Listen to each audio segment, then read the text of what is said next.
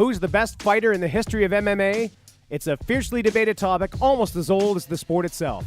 But today, Top Fights is going to weigh in with our picks for the top 10 MMA fighters of all time. Number 10, Conor McGregor.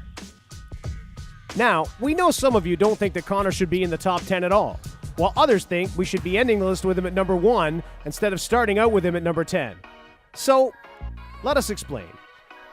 Conor has excellent boxing and stand-up skills and might be one of the best pure strikers in the sport. He's an amazing promoter, and he's held championship belts in 2 UFC weight classes. Pair that with some of the big names he's defeated, and well, you just gotta respect what he's done so far. Okay, so why number 10? Well, he's never defended those championship belts for one, and it's also pretty apparent that he's got some weaknesses to exploit in his clinch and ground game. Only time will tell if he can move further up the all-time list. That is, if he ever comes back at all. Number 9. Chuck Liddell. Chuck is one of the strongest punchers in the history of the UFC, and he's got some great kicks to go with it. He earned the nickname Iceman in the octagon with a highlight reel worth of jaw-dropping knockouts throughout his career and championship reign.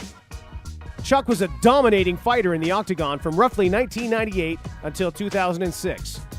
This pretty impressive high-level run started to fade in 2007, however, and ultimately led to his retirement after a loss to Rich Franklin in 2010, proving that nobody, not even the Iceman, can stay on top forever. Number 8. Dan Henderson.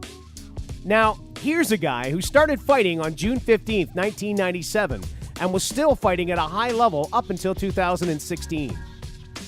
During the Pride days, Hendo was one of the promotion's main draws, and in his final Pride fight, knocked Vanderlei Silva out cold to win the middleweight title.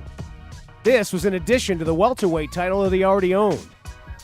His fight card is a virtual who's who of MMA fighting legends, and who can forget about that knockout against Michael Bisping?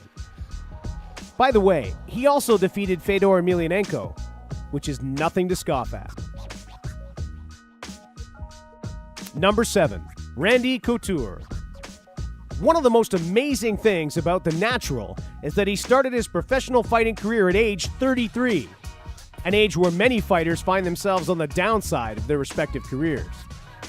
Randy has held belts in 2 UFC weight classes and will always be known as the fighter who just won't give up.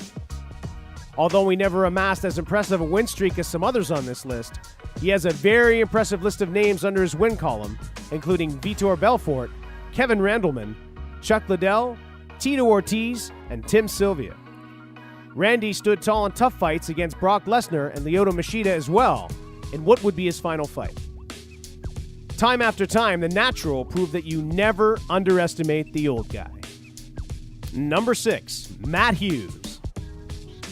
Matt Hughes started things off with a submission slam win on January 1st, 1998, and quietly amassed an incredible 45-9 overall record that ended in 2011 with a loss to Josh Koscheck. Matt was the quintessential wrestler and taught a whole generation of fighters what it meant to have no takedown defense in MMA. During his prime, he defeated the likes of Sean Shirk, Carlos Newton, Frank Trigg, Hoist Gracie, and even Canadian superstar George St. Pierre. Some would say that Matt's MMA accomplishments are underrated, as he influenced the sport so heavily in terms of the legitimacy of wrestling as a fighting discipline. Number 5, Demetrius Johnson. Mighty Mouse is arguably regarded as one of the best pound-for-pound fighters on earth and one of the most technically skilled fighters in MMA. He became the UFC's first and only flyweight champion in 2012, and he's defended that title 9 times so far. Prior to his UFC debut, he was 2-1 in WEC with wins over Damasio Page and Nick Pace. Demetrius is all about speed, precision, and power in a 125-pound package. Remember that next time you're thinking about picking on that little guy at the club. Might not turn out the way you planned. Anyway. Number 4, John Jones. From April 12, 2008 until January 6, 2015, Jones posted a 21-1 overall MMA record with 15 wins by stoppage, and what's more, that loss of his was a disqualification for downward elbows against Matt Hamill in a fight he was clearly about to win. Although he's already known as one of the best athletes ever to grace the octagon, his career has been sidelined multiple times due to various controversies, and one can only speculate what his record would look like had he been fighting full-time the past few years.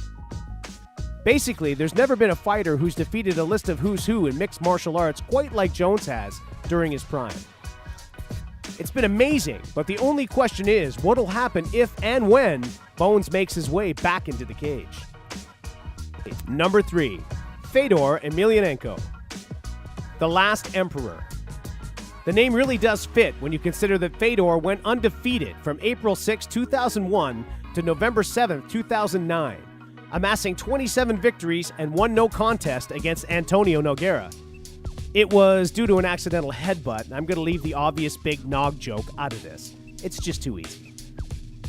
During that streak, he defeated the best heavyweights in the sport, including Big Nog, Mark Coleman, Krokop, Andrei Arlovsky, and Mark Hunt. What makes Fedor so great is the amount of fame he earned while the sport was still relatively unknown to most of the world. He did this all while avoiding fighting for the UFC his entire career. He's currently 36-4 and still fighting. Fedor's mandatory watching if you're new to following MMA or haven't taken the time to watch him in action. You'll know what Sambo means when he's finished with you, that's for sure. Number 2. George St. Pierre. GSP might be known as one of the most composed fighters to ever enter the octagon. He's the stereotypical polite Canadian outside of the ring who will pick you to pieces once the gate closes. After telling Matt Hughes that he wasn't impressed with his performance, he went on to beat him and take his welterweight belt, only to lose it to Matt Serra, his very first defense a few months later. But after unifying the belt the following year, GSP never looked back and compiled a hit list of killers while defending the belt a total of 9 times.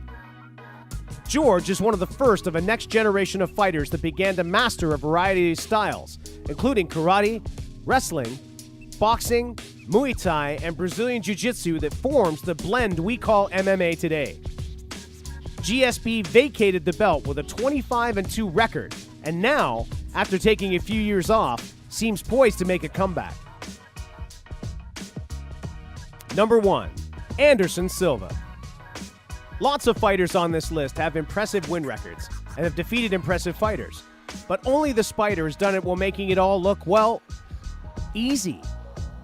From April 22, 2006 to October 13, 2012, Silva put together a 17-fight win streak, and he did it by simply mauling the fighters he faced. Most of his fights against decorated veterans of the sport looked like he was fighting first-timers. The Spider can make you miss, and then he makes you pay with almost inhuman accuracy that could turn the most tested chins into glass. Even though he seems to have never fully recovered from a horrific leg injury in the ring, look it up. Yikes, you've been warned. Anderson still remains the most entertaining and skilled fighter ever to step into the MMA ring, and the greatest of all time. So that's our list. Tell us what you think below in the comments section. Who did we miss?